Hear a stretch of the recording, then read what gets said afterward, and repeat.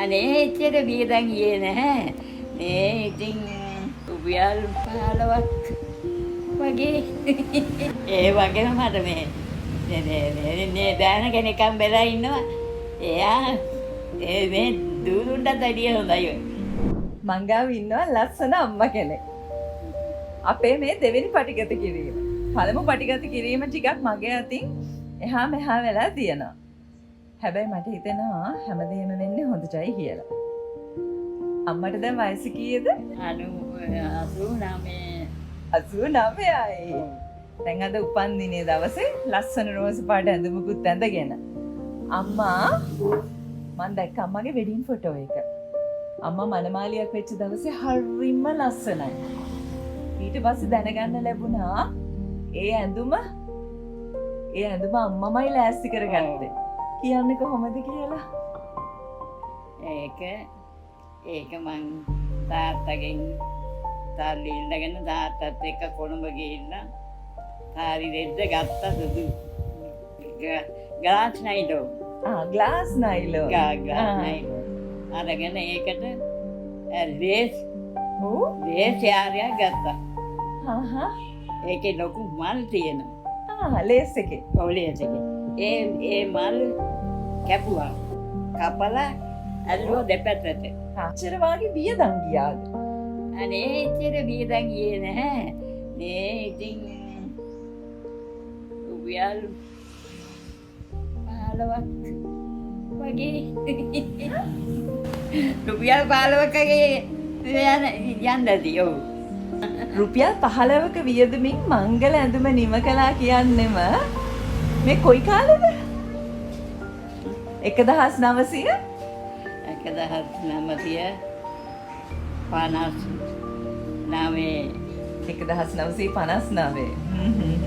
එතකොට මංගල උත්සවයේ තිබුණේ කොහෙද? තිබුණේ ගෙදරම. කී දෙනෙක් විතර ආවද මංගල්ලෙට? ඒ ගමේ කට්ටියට කිව්වා. ඊට පස්සේ ඉතින් පුරුෂයාගේ පැත්තෙන් ගියානේ. ඔව්නේ. ඔව් ඒ ගියා. හරිනේ පුරුෂයා. ඒක තමයි. ලස්සන මංගල පින්තූරයක් මම දැන් තව ටිකකින් මේ වීඩියෝ එකට ඒ ටිකත් එක්කාසු කරනවා. අම්මට දැන් ඉන්න දූලට මොකද කියන්න තියෙන්නේ? ඒගොල්ලන්ටත් තමන්ගේ මංගල ඇඳුම තනියෙන් හදාගන්න පොඩ්ඩක් උත්සාහ කරන්න කියනවද? ඒගොල්ලන්ට ඉතින් දැන් කාලේ අමුතු විනේ. ඒගොල්ලෝ මේවා කුලියට අරේනේ අරගෙන කුලියට තියෙනවනේ. ලස්සන ඒවා. ඔව්. දැන් අම්මගේ මංගල ඇඳුමකෝ? මංගල ඇඳුමද? ඔව්. ඒක කාලයක් මම පරිස්සම් කරගෙන මම මේ ඩයි කරන්න තැන් තියෙන්නේ. ඔව්. මම රෝස පාටට ඩයි කළා. ඩයි කරලා තිබිලා ඉතින් ටික දවසක් ඇඳලා ඊට පස්සේ දැන් කාට හරි දුන්නද කොහෙද? ඉතින් තියාගෙන වැඩක් නැහැනේ. වැඩක් නැහැනේ ඒකනේ. අම්මගේ නම මොකක්ද? ඇනට් කරංගොඩ. ඇනට් කරංගොඩ මහත්මිය. ලස්සන නමක්, ලස්සන අම්මා කෙනෙක්. අවුරුදු 89ක දිවිසැරියක්.